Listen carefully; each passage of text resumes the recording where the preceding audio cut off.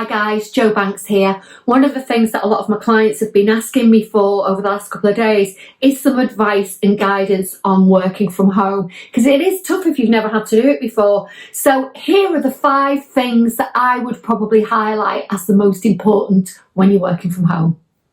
First of all, obviously your work area is really important. So creating a workable space is paramount to being able to work effectively from home. So clear a specific space, try and make sure that it's quiet and that you can close the door if possible.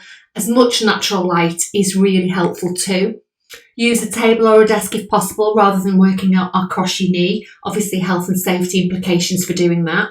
Use a comfortable chair and adjust your posture quite often, quite frequently during the day. Get up and walk around sometimes as well. That's really good so that you're not sitting in the same position all day long. Also, gather your tools. Have everything around you. Laptop, stationery, phone, notebooks. Gather that all together in one place so that you're not having to stop working to go and find something that you need. Number 2 on my list is to decide on your working hours. Now, I would suggest as much as you possibly can to stick to your normal routine. So if you usually work Monday to Friday, 8 till 4, I would suggest that you adhere to that. Now, one caveat here is that one thing I always say is that 1 hour at home is typically worth 3 when you're actually out at work, because you don't have the interruptions that you would typically have. So do bear that in mind. Take regular breaks because you aren't having those interruptions the same. So sometimes it's good to just get that little break away from your desk. Schedule at least 30 minutes for lunch. Again, get that break away and go and do something different. Number 3 on my list is to design your routine and, most importantly, stick to it. Having that certainty in your life during these difficult times is really important. Get up on time. Try and avoid lying in. Now, obviously, it's okay to have a bit of a lie-in if you don't have your commute to do anymore, but I would typically say that getting up on time is really important, sticking to that routine. Get showered, get dressed. Don't sit at your desk or at your laptop in your PJs all day. That isn't conducive to doing your best work. Be ready to start work on time and actually set alarm reminders for your lunch and also the time that you want to finish work.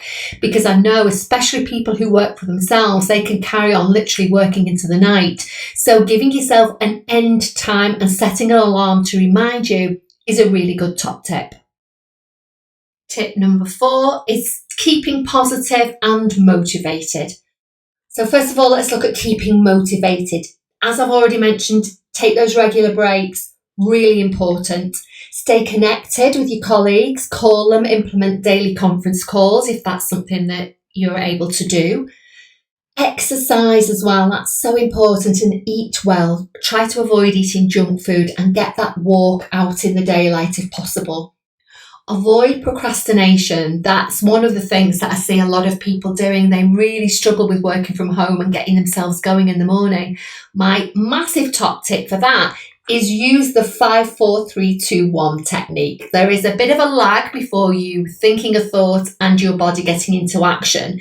By just saying 5, 4, 3, 2, 1 and launching into action, it breaks up that lag time. It stops your brain convincing you that it's not a good idea to do what you wanted to do. So that's something that I use a lot of the time when I don't want to do something. 5, 4, 3, 2, 1, do it.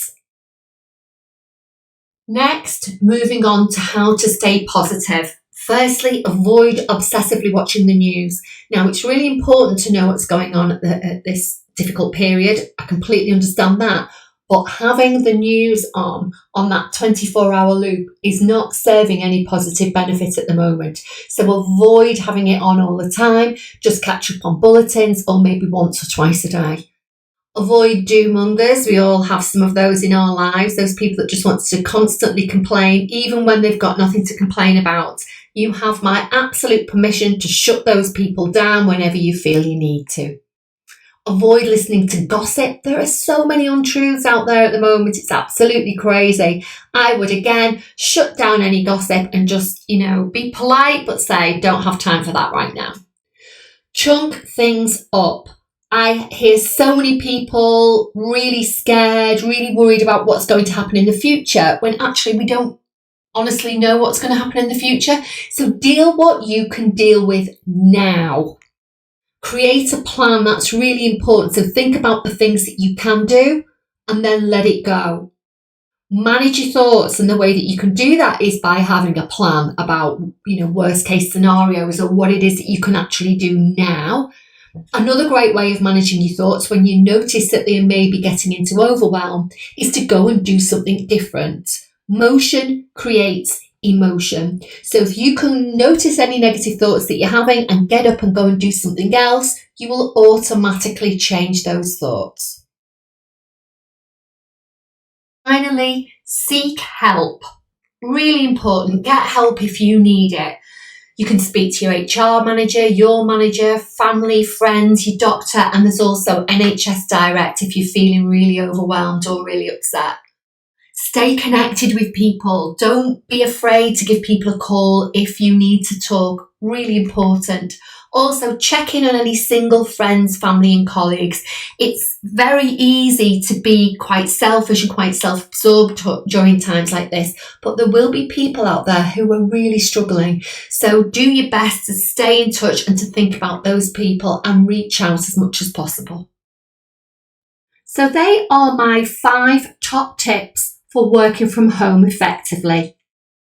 If you would like some additional coaching and support, please contact me at jo@jobanks.net.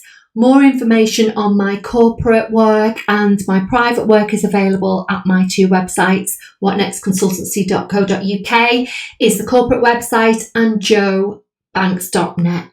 Finally, by all means, please follow me on whichever social media platform works for you. I'll be posting lots more videos like this in the days and weeks to come.